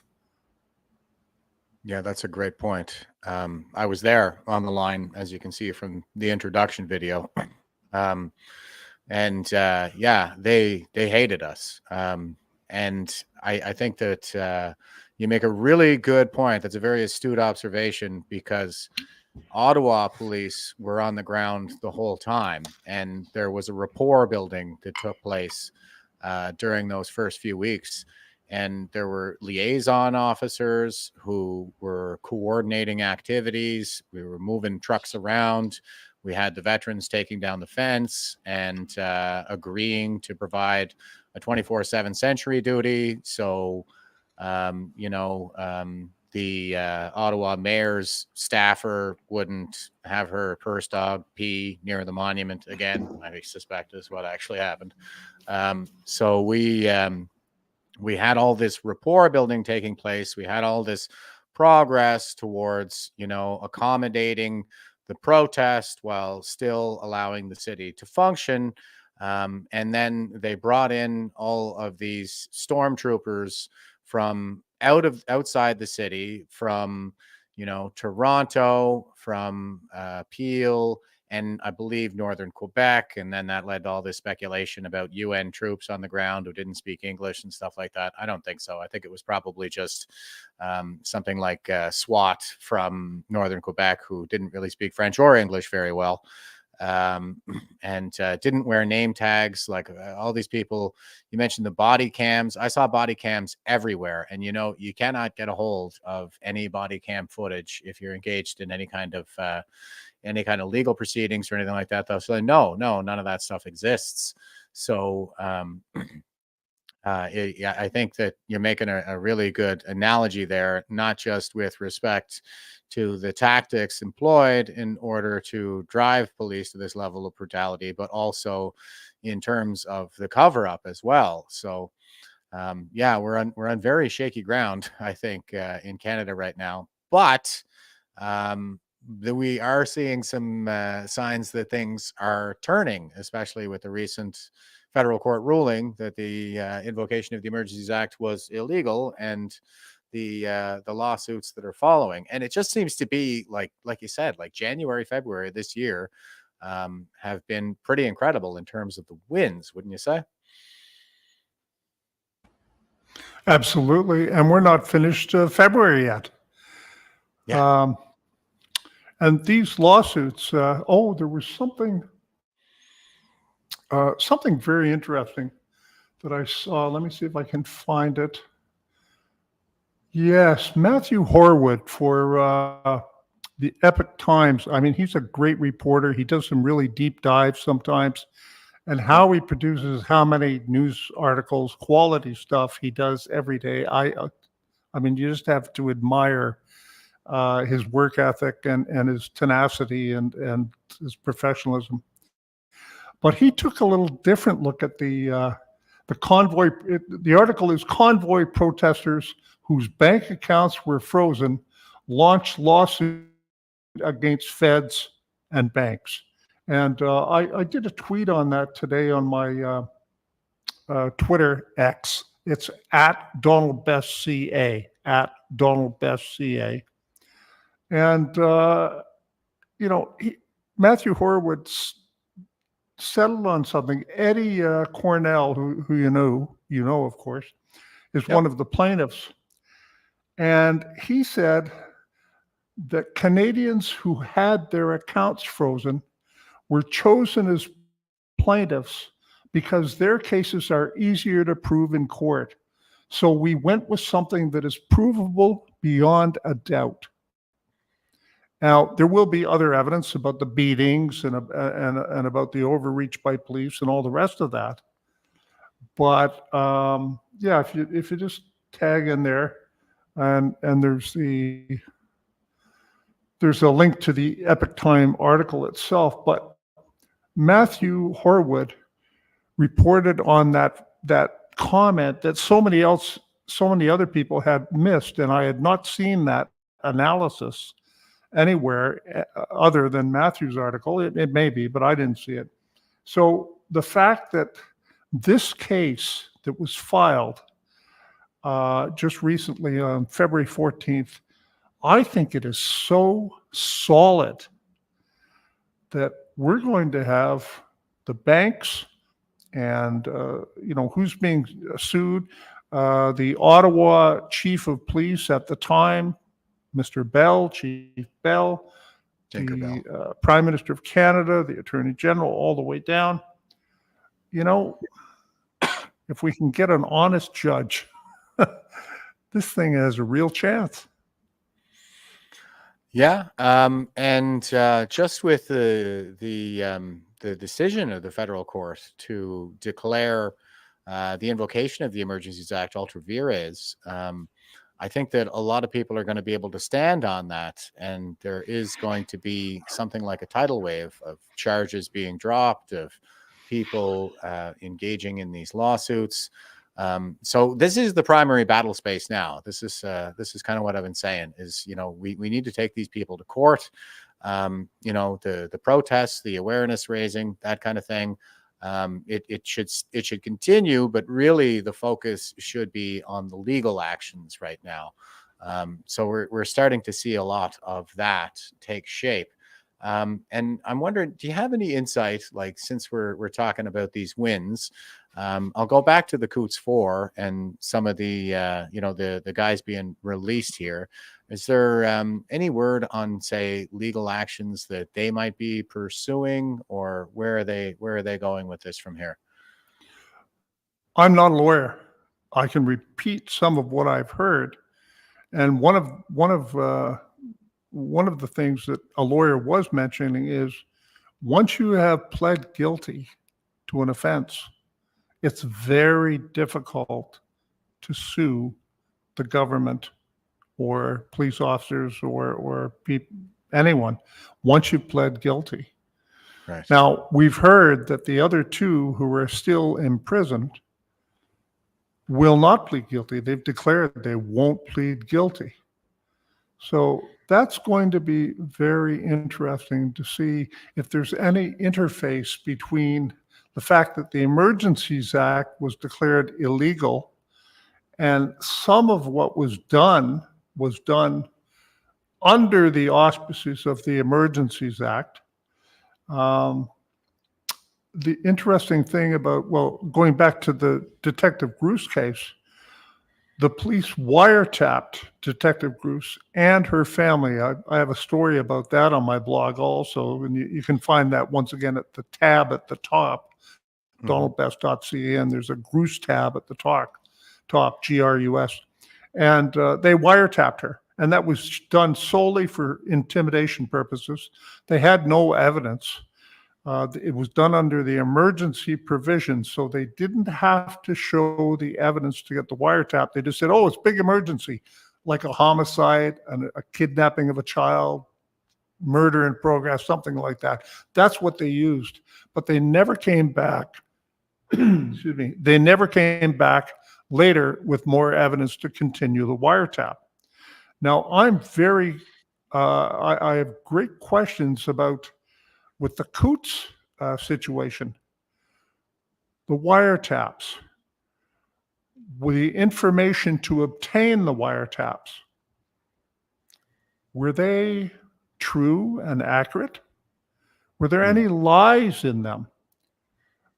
We know that, for instance, during a bail hearing, one of the officers who had charged one of the men with threatening him. Apparently, the officer testified that one of the accused said to him, "I'm going to take your gun," or words to that effect. Well, it turned out there were some video cameras rolling, weren't there? And in fact, what the accused said was something like, that's a nice gun. I wish I could afford one like that. So the officer perjured himself on the stand, and, no one seems to care, but it's on the record because what that officer said happened. There's a videotape showing it was pure fantasy, fabrication. Will that officer be charged with perjury? Well, Dr. Haven't seen it yet, have we? No, it seems they're all in it together, aren't they? So I guess a little bit more on that. Like I've heard a lot about this stuff that was kind of cobbled together to make this case around the Coutts 4. And there were the weapons charges, but there was also this idea that they had pipe bombs, explosives, something to this effect. What did we end up learning about that in the end? But before you go into that, Colleen, I hope you got your push-ups done. I saw you came in late, so I'm just getting to that now. But anyway, push-ups for you, Colleen. But thanks for being with us. And so, Donald, what do we know about some of these other allegations when it comes to things like the explosives and the pipe bombs that were purportedly used or they were in possession of? I want to be careful here because unlike the Grus case and some of the other matters I've been following, I really haven't been on top of the Coutts case in the kind of detail that you're looking for. So okay. I stand to be corrected, but I believe I heard that whatever the purported pipe bomb was, it was on the farm and it's used for gophers and everything like that. I don't even know if it worked or what it was. I don't know the situation, but I do know that of the two accused who were recently allowed to plead guilty to made up offenses, just something. You have to plead guilty to something and we'll let you go. That they were not guilty of conspiracy to murder police officers. And that was the big charge, wasn't it? If they had that evidence, do you think that they would let these men go with a slap on the wrist? Right. No way. They would hold them and they would put that evidence forward and they would convict them because they need to convict them on conspiracy to murder police officers. They desperately need that. And the fact that they allowed these men to walk free, saying they were a terrorist on Monday and not a terrorist on Tuesday, and it may have been Wednesday, Thursday, whatever. But you get my point. That means they don't have that kind of evidence. And it means here we are, folks. Everything is being revealed as totally political. Yeah. Don't forget, at the same time that this was going on, or very similar to it, we had that terrible massacre down in Nova Scotia, where a man dressed as an RCMP officer, and boy, there's a lot still to be learned on that. Oh, yeah. But at that time, the commissioner of the RCMP, the existing commissioner at that time, Brenda Lucki, called the lead homicide investigators and asked them to expose to the public the types of firearms that were involved so it would help the government anti-gun policy. Now, they had the intelligence to record that conversation. And what we had was the commissioner of the RCMP willing to undermine a homicide, a mass homicide investigation to assist government policy. Mm-hmm. How disgusting. She was the same commissioner. She was the commissioner at the time of the Emergencies Act. Do you think that she did anything to assist government policy? Of course she did. She already proved she had no ethics, that she was corrupt to do what she did with the mass homicide investigation, to interfere that way. How corrupt do you have to be as a law enforcement officer to interfere with a mass homicide investigation to assist a political policy of the man that appointed you, that you're seen hugging and kissing in public? Right. How disgusting. It is absolutely disgusting to stand on the graves, not even the still warm bodies of even children. I think she even said that the investigators had let the boys down, as in a couple of young brothers who were murdered in that massacre, by not compromising the investigation by breaking with the regular protocols of not releasing the weapons that were used while the investigation was still ongoing. And it was all to advance a cheap political point about liberal gun confiscation agenda. And think back to that photo of the Coutts, firearms laid out with an ongoing investigation to try and find out who owned these firearms, who provided them.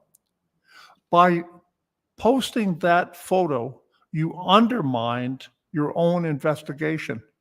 Why?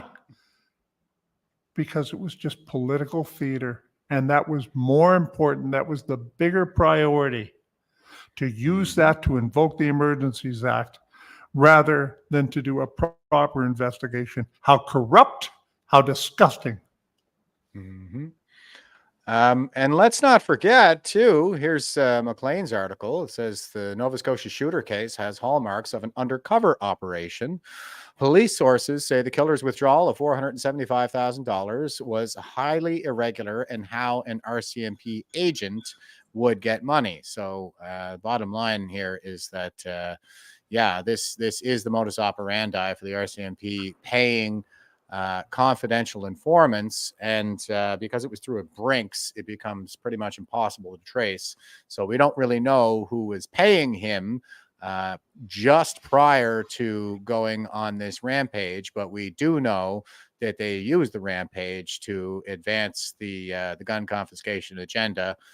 The order in council that followed, that they're coming after all of these different firearms all over Canada, it's not lost on me that perhaps what Portapique really could have used in that moment was, something like a retired veteran with a concealed carry that happened to live in the neighborhood, and that would have gone a long way in terms of mitigating the impacts of that rampage.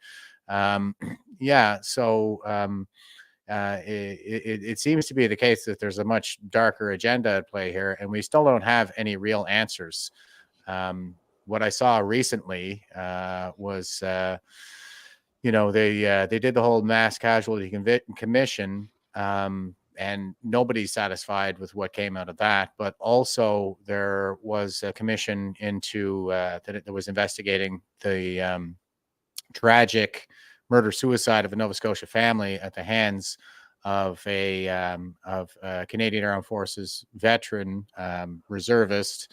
And the whole thing seems to be spun around PTSD. And now veterans need to be monitored because of their PTSD. We seem to be the real threat to society here. All the people, all the freedom-loving Canadian patriots, the most likely to stand up to the tyranny, are somehow the real threat in all of this. I can't help but think that it probably traces its roots back to Justin Trudeau's donors in Beijing. So that seems to be the path that all of the institutions are following at this particular moment. Any thoughts on the gun confiscation agenda there, Donald? Well, they want us disarmed. Yes. They want us disarmed so badly that none of us are allowed to carry any defensive weapons in Canada. Now, I spend a lot of time in the north around Cochrane, and there's bears everywhere. Some homes have cages in the backyard where your children can play because of bears. Bears in town, bears out of the garbage dump, bears walking down the sidewalk on Main Street. So you're allowed to have bear spray for bears. But if you use it on a person, or you're caught and you say, I'm carrying this bear spray because I'm 18 years old, a young female, and I'm walking home from my job alone, and it's the only thing I have to protect me, you've committed a criminal offense.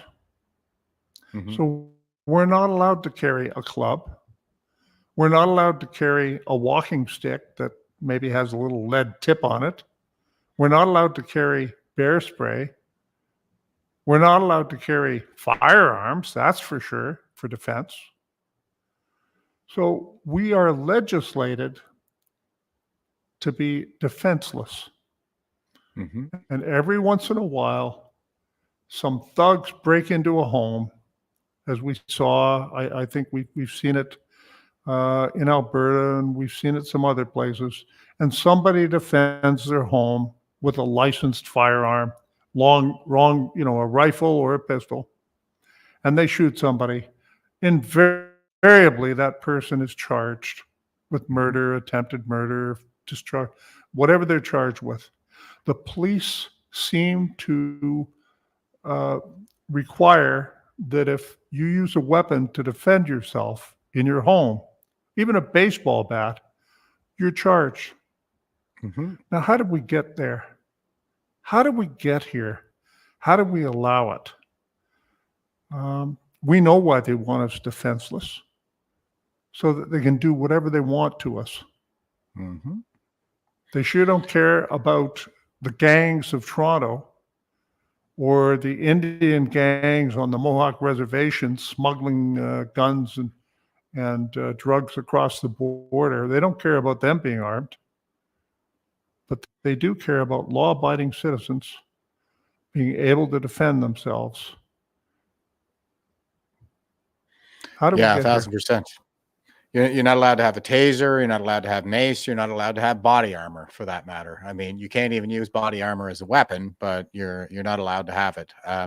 In most provinces, anyway, you'd have to have a license, and for that, you would have to have some form of employment, like a security guard or a Brinks officer or something like that, in order to get it. And really, we're talking about, I think one of the themes that underlies this conversation here is, the destabilization agenda for Canada. We're talking about state implosion. And when that happens, I mean, that's what's going to come out of that is gangs are going to form. There's going to be rampant looting and crime. It's just, it's totally, it defies logic to me to think that we have a right to defend ourselves in Canada and we have a right to own property in Canada, but we don't have a right to own property for the purpose of defending ourselves in Canada. I think that it's basically all kind of a scam in that regard. I think that, geez, ladies, you should be allowed to carry a handgun. You shouldn't.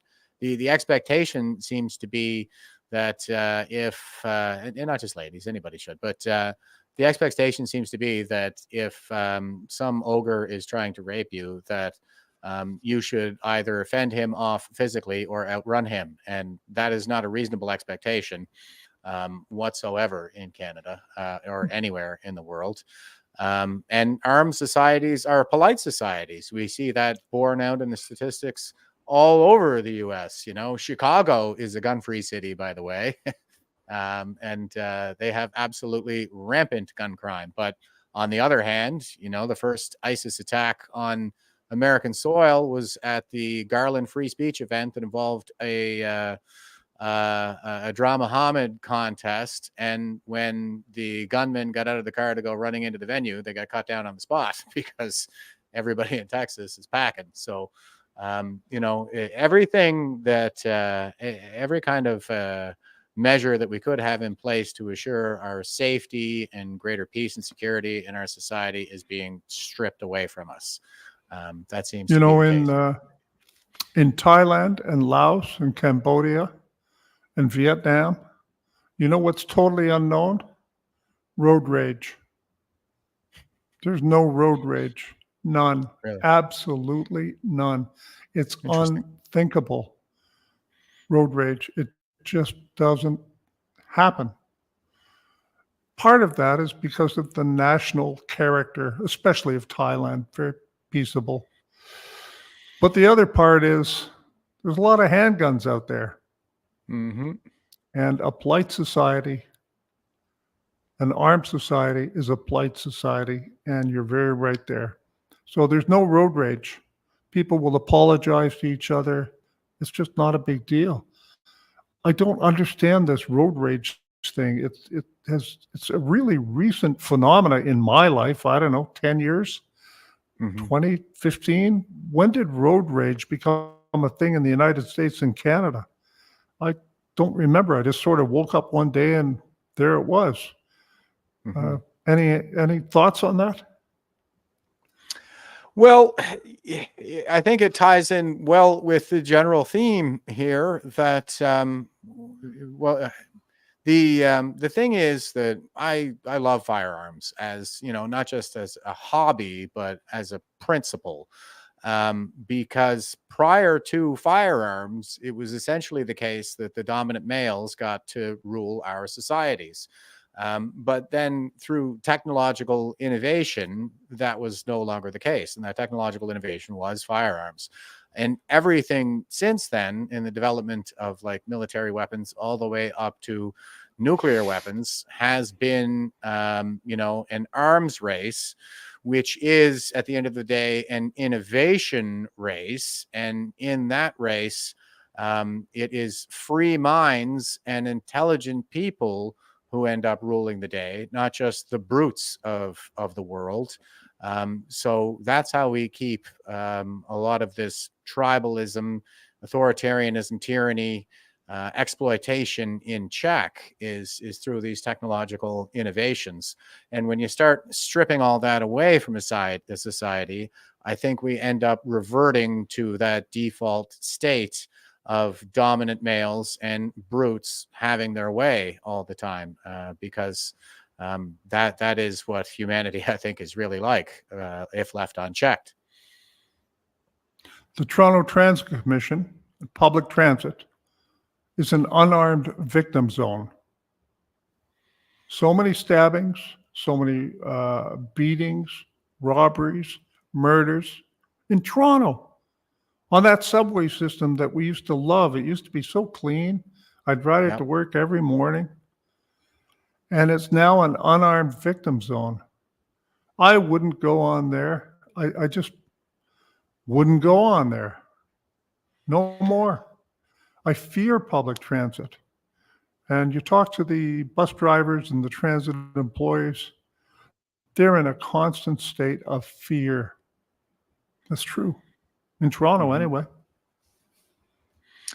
Yeah, and the disarmament agenda, I think, really serves that purpose of creating soft targets for exploitation and especially authoritarian takeover. It's the kind of thing that we've seen all throughout history and all over the world, wherever communist revolutions in particular, but just authoritarianism in general ends up taking over. Is a key feature of the takeover agenda, is to disarm the population so that they're softened up for that authoritarian takeover.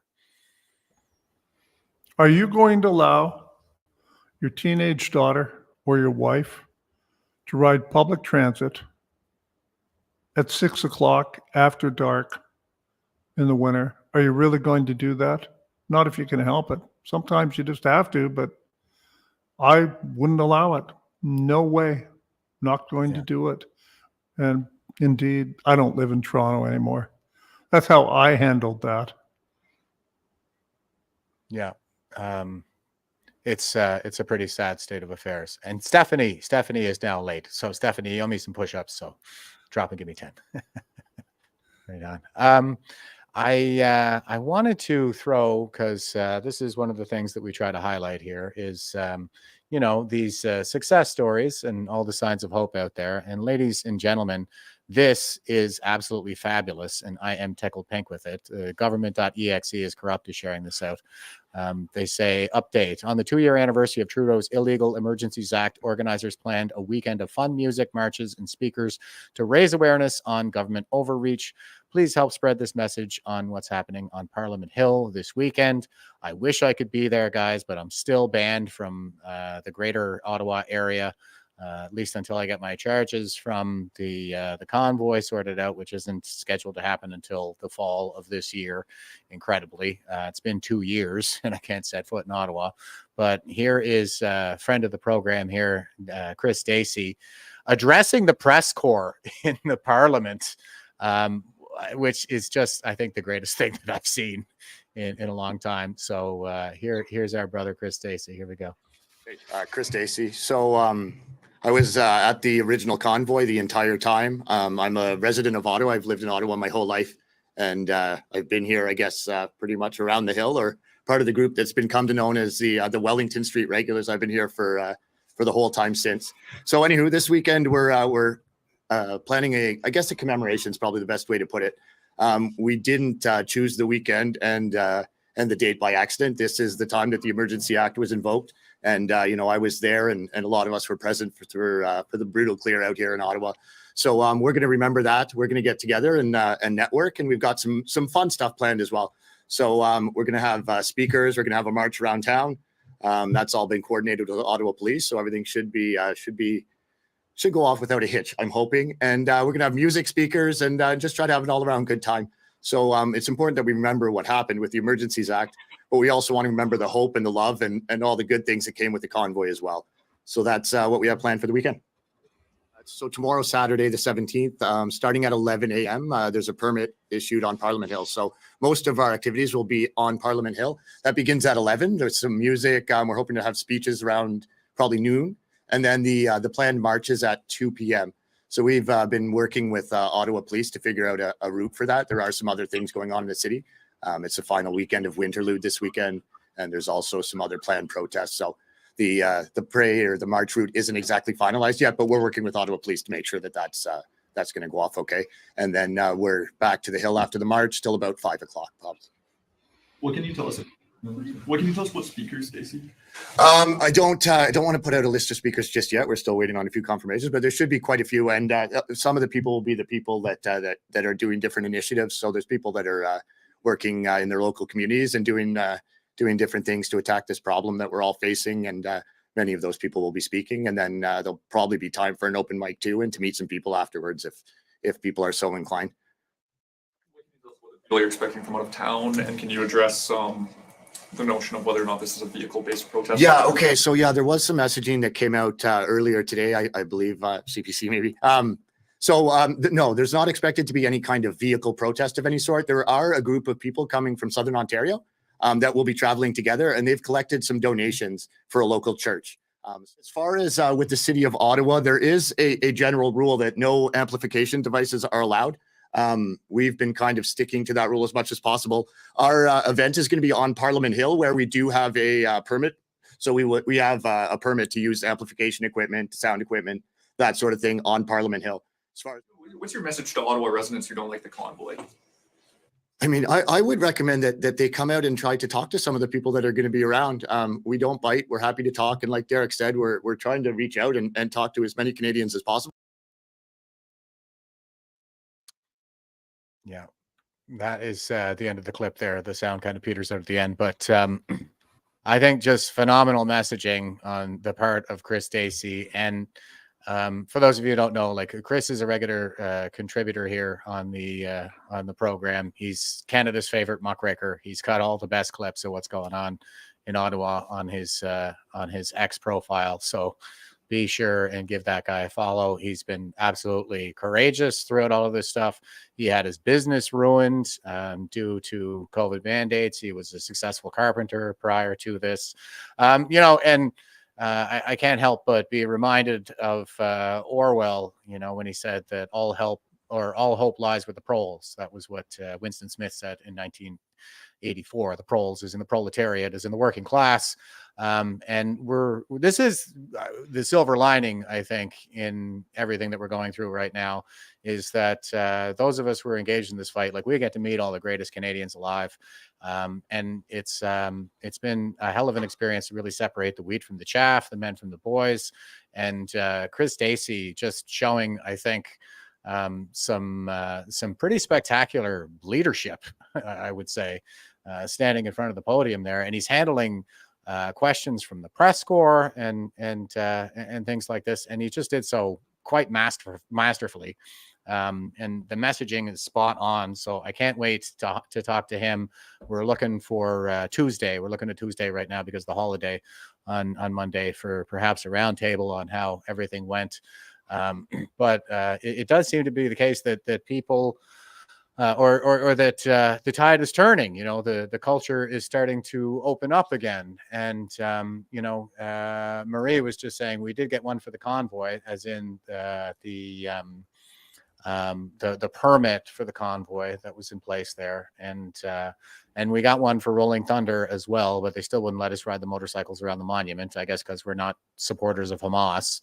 But at the same time, like, I don't think they're going to be able to pull the same kind of shenanigans right now that they did at the convoy because of that federal court ruling. That's been absolutely instrumental in all of this. And the momentum is building. I think a lot of the momentum is building on that. Thoughts on that, Donald? When I saw Chris there, all I could think of was Marshall McLuhan. The medium is the message. Yeah. Who would have thought 2 years ago that the mainstream legacy media, CPAC, would allow and would assist in broadcasting the message from someone the prime minister called the misogynist, racist, terrorist, all the words that he said. And now here they are, and he's on the legacy media, CPAC. So the medium is the message. They came to him to broadcast what he had to say. That legitimizes him. They know he's legitimate. They always did. Of course they always did. But the writing's on the wall for the legacy media. And that's just one more proof. I'm so happy about it. Yeah, I'm tickled pink. I talked to Chris on the phone last night. And I'll tell you, I retweeted that, the clip there. And when I saw it, I saw the CPAC on it. I saw the flags in the background. I didn't even think it was real when I first retweeted it. I was just like, wow, somebody did a really good job with this video. Great job, guys. This looks great. And I kind of got a kick out of it. And then when I talked to Chris, I was like, you mean to tell me that was real? And he was like, yeah, it was totally legit. I was speaking to the press corps in the parliament. So that's an incredible sign, I think, that things are changing. And like you said, the movement has been legitimized by the mainstream media. So good things to come, folks. Well, maybe that was a bit overreach on my part. It was always legitimate. The mainstream media now have become forced to acknowledge the legitimacy. Maybe that's a better way of putting it. Yeah, and there also, this lawsuit that just went out, people are talking about the role of the mainstream media in perpetuating the lies and the tyranny. And it wouldn't, although the plaintiffs are settled in that new lawsuit that Blair Ector and friends are putting out, any number of defendants can still be added. And there was a great discussion the other day online about the role of the media, what they knew versus what they told Canadians. How culpable are they? Perhaps they are. We'll see if anyone can develop some real evidence. So, once again, you don't want to go in with some half-baked evidence or a half-baked charge or a half-baked case. I think that the latest February 14th filing against the banks and such, I think that's a really strong case. And they're a really pro-legal team leading that. They're not going to weaken it. So if you see additional defendants added, you can bet they have the evidence against them. I'm so excited. I think that it's just a start. Yeah. And that is a pretty great note, I think, to end things on. But I'll throw to you just for some final thoughts on our current situation and what lies ahead. I think that this year is going to be a year where the tide really turns. Once again, we're only 2 months into it. Can't you feel it? Mm-hmm. Can't you feel the media trying to regain everything that they've lost? I mean, they lied to us for 3 years. Why should they stop lying to us now? But they're starting to stop lying to us. They're starting to open the Overton window on what they will allow and address. Now, part of that is to say, oh, we did everything in good faith. Yeah, right. Well, okay. But I feel a tremendous optimism. I know of so many other legal cases that are in preparation stage right now. I know of investigations that are going on. I know of work that's going on in South Africa and the United States, the United Kingdom, and in Singapore. All serious investigations aimed at ensuring that those who are culpable will be held to account. And here we are. Look at the progress, and we're only 7 weeks into the year. Yeah, it's just incredible. So I find I'm more and more hopeful every day. But we gotta keep up the pressure, folks. Like the cracks are forming in this dam. They're bigger than they've ever been. It's going to burst at some point. It's really just a matter of keeping up that pressure. And this does seem to be the year where the momentum really starts building in our favor. We may suffer setbacks. I would expect as much. We're going to get mixed results out of the courts, but in the aggregate, I think over the long term, it's going to turn our way. If China didn't make a move on Taiwan this year, I would be absolutely shocked with the American election coming up. So be mindful of that. But these are just challenges that we're necessarily going to have to face. And if you treat it like a challenge instead of a defeat, then I think we'll be okay. And with that, I will. Oh, go ahead, Don. No, that's it. I agree. Yeah. So I'll plug for the V4F website before we sign off here, folks. You can subscribe to our newsletter by clicking subscribe here. Join Veterans for Freedom if you're a veteran by clicking join here, and support Veterans for Freedom by clicking support here. 2 options. You can donate to us directly to pay for our operational costs, like my StreamYard account and the website, or you can donate to the support fund, which we use to help Canadians who are suffering under this tyranny. And everybody who donates gets a chance to vote on where the monthly pool of donations goes. Chris Lysak is on the board, who needs no introduction to this particular podcast. And if he doesn't have legal bills left, then perhaps he can just use that money to enjoy a nice meal or vacation with his family that he has recently been reunited with. Kayla Pollock, if you're not following this, there is a great clip out there from Wiretap Media that's making the rounds on X as well. Kayla was vaccine injured and is now a quadriplegic. So we're raising funds to help with her story, getting her story out there in terms of a documentary, which, you know, I think is kind of already there. But we're also looking at perhaps getting her a service dog. So whatever we can do to help these people. Lisa Robinson is the Heartless Pickering city councillor who is facing persecution for standing up for her constituents. She was sanctioned 90 days wages and is a single mother. So that is particularly difficult, and we're looking to help her as well. And also you have the option to send 10% of your donation to the Veterans Association Food Bank this month. Here's all the buttons you can click to sign up for a monthly donation with your credit card. And if you don't want to use your credit card, you can send your e-transfers to fund@veteransforfreedom.ca. That's fund@veterans4freedom.ca with the auto deposit enabled. But if you're not able to do that, please use the password fund4freedom. That's all caps fund, number 4, all caps freedom. And we'll make sure that that gets off to a worthy cause. And with that brings us all the way back around to John F. Kennedy. He said, tolerance implies no lack of commitment to one's own beliefs. Rather, it condemns the oppression or persecution of others. So I think that is coming. It seems to be the case that we should see some condemnation of the persecution of others at some point, maybe even in the mainstream media, given all of these victories. Donald, thanks for being so generous with your time and coming on to speak with us here today. It's always a pleasure.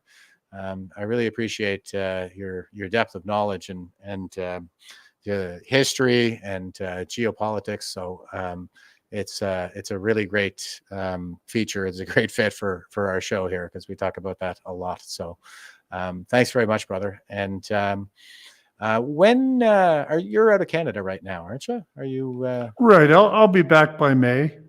Okay. But, you know, amazing technology. Here I am.